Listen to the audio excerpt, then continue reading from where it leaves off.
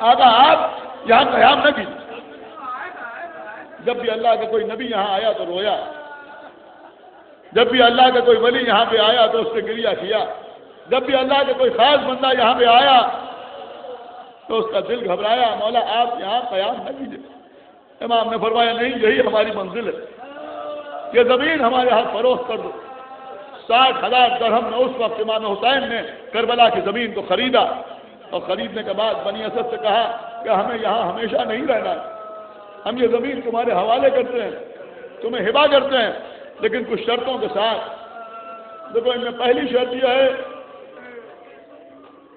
کہ جب ہماری قبریں یہاں پہ بن جائیں تو ان پر کھیتی نہ کرنا۔ دوسری شرط یہ ہے کہ جب ہمارا کوئی زائر یہاں پر آئے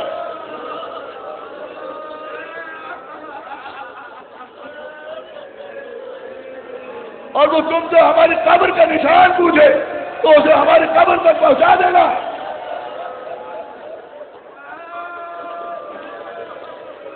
اور دیکھو اسے 3 دن اپنے گھر میں مہمان رکھنا،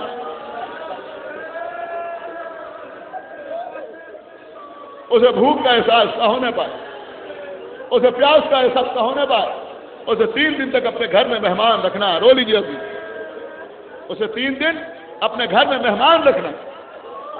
اس کے بعد فرمایا سنو، ہماری ایک شرط اور ہے۔ کہا وہ شرط کیا ہے؟ کہ دیکھو روز قیامت جب ہم قتل کر دیے جائیں اور 11ویں محرم کو یہ لوگ اپنے پشتہائے نجس کو دفن کرنے کے بعد ہمارے لاشوں کو بے گور و کفن چھوڑ کے چلے جائیں تو تم اپنے گھروں سے آ جانا، میرا بیٹا پائیداد آئے گا، میرے لال کی مدد کرنا دفن شہداء کے سلسلے میں۔ ان سے کہا تم واپس جاؤ، وہ روتے ہوئے واپس گئے۔ کہ تم جاؤ اپنے گھر کی عورتوں کو بھیج دو۔ اب بنی اسد کی عورتیں امام کے سامنے آئیں، کہا دیکھو اگر تمہارے مرد ہمیں دفن کرنے کے لیے نہ آئے تو تم انہیں غیرت دلا کے بھیج دیتے اور کہنا کہ نبی زادے کا لاشا بے گور و کفن پڑا ہوا ہے اور تم خاموش گھر میں بیٹھے ہوئے ہو۔ اللہ نے بے کسی امام مظلوم کی ابھی اگر صحیح ادراک ہو جائے تو کلیجہ پھٹ جائے کہ میرے مولا نے فرمایا تم بھی جاؤ اپنے بچوں کو بھیج دو۔ اب ابھی تو چھوٹے چھوٹے بچے امام حسین کے سامنے آئے، کریم ابن کریم نے ان بچوں کو دیکھا کہ بچوں سلامت رہو، زندہ رہو، اللہ تمہارے سروں کو تمہارے ماں باپ کا سایہ سلامت رکھے، پھولو پھلو بچوں۔ اے بچوں دیکھو جب روز عاشور یہاں جنگ ہو رہی ہو تو اپنے گھر کے اندر رہنا، گھر کے باہر نہ نکلنا، کہیں ایسا نہ ہو کہ کوئی تیر کسی بچے کو لگ جائے۔ اے میرے مولا بنی اسد کے بچوں کا اتنا خیال، ارے 6 مہینے گالیاں کر۔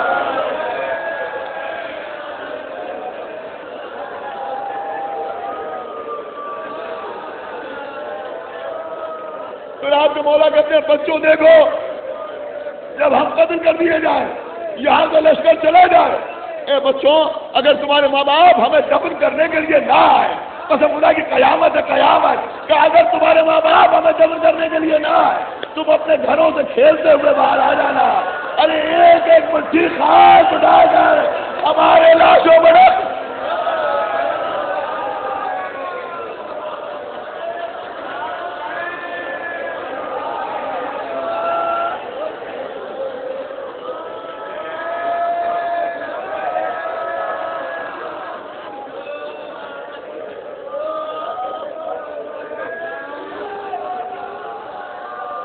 تو جو امام حسین علیہ السلام کی فکر تھی کہ ہمارے لاشیں دفن ہو جائیں۔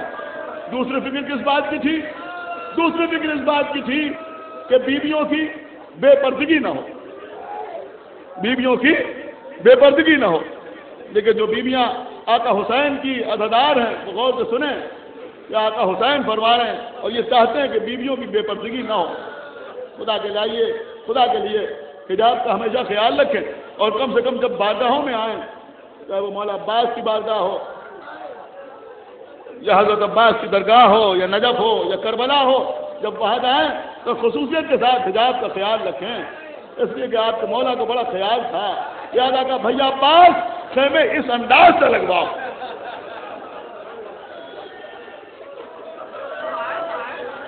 اس طرح سے خیمے لگاؤ کہ چاروں طرف بنی ہاشم کے خیمے ہوں، چاروں طرف اصحاب کے خیمے ہوں. پہلے اصحاب کے خیمے، یعنی پہلے سرکل میں تمام اصحاب کے خیمے کا، اس کے بعد دوسرے دائرے میں تمام بنی ہاشم کے خیمے، اور اس کے بعد بالکل گھر والوں کے خیمے، اور سب کے درمیان میں بیویوں کا خیمہ ہو. سب کے درمیان بیویوں کا خیمہ ہو. یہ بات میں اس لیے عرض کر رہا ہوں کہ جو آپ سنتے ہیں کہ جب علی اکبر کا لاشا آیا تو زینب خیمے سے باہر آ گئی. ہاں بی بی خیمے سے باہر آئی لیکن بے پردہ نہیں ہوئی، اس لیے کہ چاروں طرف بنی ہاشم کے خیمے پردہ کرنے کے لیے موجود تھے.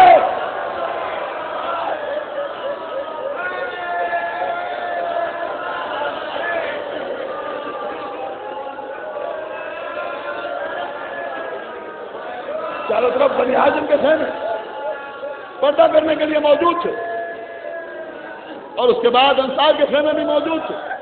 دوسرا خیال اس بات کا تھا.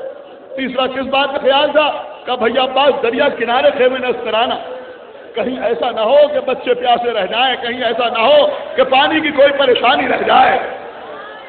آج تو کلیجہ پھٹتا ہے یہ سوچ کے کہ حسین کی کوئی تمنا پوری نہ ہوئی.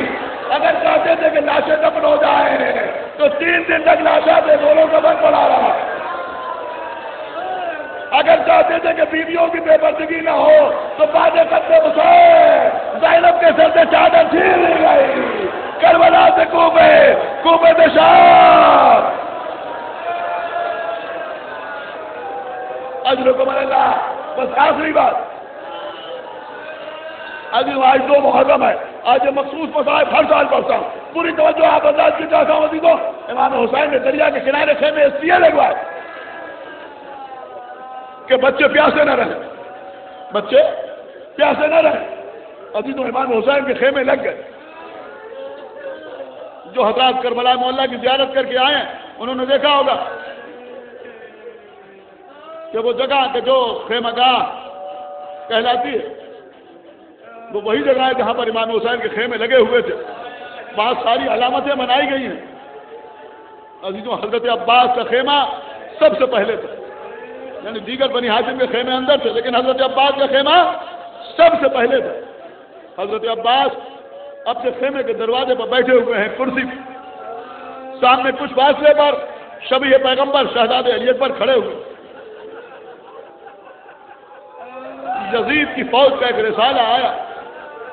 سردار رسالہ آگے بڑھا، شہزادے علی اکبر سے کہتا ہے علی اکبر حسین کے خیمے دریا کے کنارے سے ہٹا لے، اس لیے کہ اب یہاں پر یزید کے خیمے نصب کیے جائیں گے. رحمت للعالمین کی شبیہ کی تھیوریوں پر بل پڑ گیا کہ تیری کیا مجال کہ تمہارے بابا کے خیمے دریا کے کنارے سے ہٹا لے. کہا نہیں علی اکبر حسین کے خیمے یہاں سے ہٹنا ہی ہوں گے. بس ابھی تو یہ سننا تھا کہ علی اکبر کا ہاتھ تلوار کے قبضے کے اوپر گیا. چاہنے والا چچا دور بیٹھا ہوا یہ منظر دیکھ رہا تھا. صرف اتنا دیکھا کہ علی اکبر کا ہاتھ تلوار کے قبضے کے اوپر گیا. حضرت عباس دوڑتے ہوئے بھتیجے کے قریب آئے، سینے پہ ہاتھ رکھا، میرے لال جب تک یہ چچا زندہ ہے تمہیں تلوار چلانے کی ضرورت نہیں. شہزادے علی اکبر چچا کے احترام میں کچھ قدم پیچھے ہٹے. حضرت عباس آگے بڑھے. قیامت کا جملہ عرض کر رہا ہوں، آگے بڑھ کے سردار رسالہ سے کہتے ہیں کہ تجھے بات کرنے کا بھی سلیقہ نہیں. ارے غلام کے ہوتے ہوئے آقا دادے سے تو ہو جاتا ہے. مجھے بات کر مجھ سے حسین ابن علی کا غلام ہوں. بتا کے کیا کہنا چاہتا. آنے والے نے کہا عباس ہم یہ کہنے کے لیے آئے ہیں کہ حسین کے خیمہ دریا کے کنارے سے ہٹا دیے جائیں. کہ تمہاری کیا مجال کہ تم میرے آقا کے خیمہ دریا کے کنارے سے ہٹاؤ. ابھی تو 2 منظر ہیں. ایک منظر مدینے میں نظر آیا کہ جہاں ولید کے دربار میں آقا حسین کی آواز بلند ہوئی تو عباس و علی اکبر تلوار لے کے دربار میں داخل ہو گئے. اور ایک یہ منظر ہے جہاں عباس کی آواز بلند ہوئی آقا حسین خیمے سے باہر آ گئے. باہر آئے شیر کو بفرے ہوئے دیکھا، ہاتھ تلوار کے قبضے کے اوپر دیکھا، تیوریاں چلی ہوئی دیکھی. خود حضرت عباس کے پاس صحیح آئے. امام حسین نے خیمے کا رخ کیا.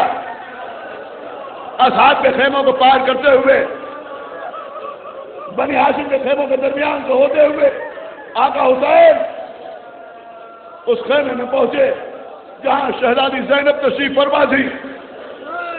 جانے کے بعد کہا بہن زینب، ہم نے دین بچانے کا وعدہ جو نانا سے کیا تھا وہ آپ کے بھروسے پہ کیا تھا۔ کہا بھیا کیا بات ہے؟ کہا بہن زینب، میرے شیر کو جلال آ گیا، میرا عباس کا ہاتھ تلوار کے قبضے پہ پہنچ گیا۔ اے بہن، اس وقت اگر آپ چاہیں تو عباس واپس آ سکتے ہیں، اس لیے کہ اگر میں علی کا بیٹا ہوں تو آپ علی کی بیٹی ہیں۔ مغرب سے سورج کو پلٹانا میرے بابا کا معجزہ تھا، لیکن میرے شیر کو میدان سے واپس بلانا آپ کا کام ہے۔ جناب زینب نے کہا بھیا اتنا سا کام ہے، ابھی بلاتی ہوں اپنے بھیا عباس کو۔ آواز دی جناب فضہ کو، کہا ذرا چلی جائیے۔ جانے کے بعد میرے بھیا عباس سے کہیے کہ آپ کو شہزادی بلا رہی ہے۔ جناب فضہ میدان میں آئیں، سر پر رداء ڈالے ہوئے، آواز دی آقا عباس، شہزادے آپ کو شہزادی زینب بلا رہی ہے۔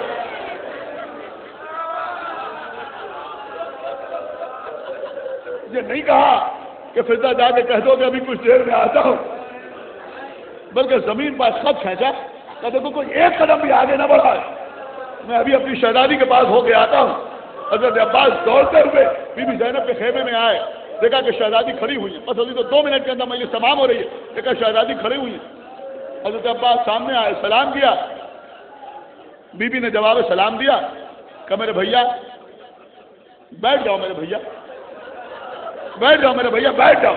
ہاتھوں کو توڑا، کہ شہزادی اماں نے یہ سکھایا ہی کہا ہے کہ آپ کھڑی رہے میں بیٹھ جاؤ۔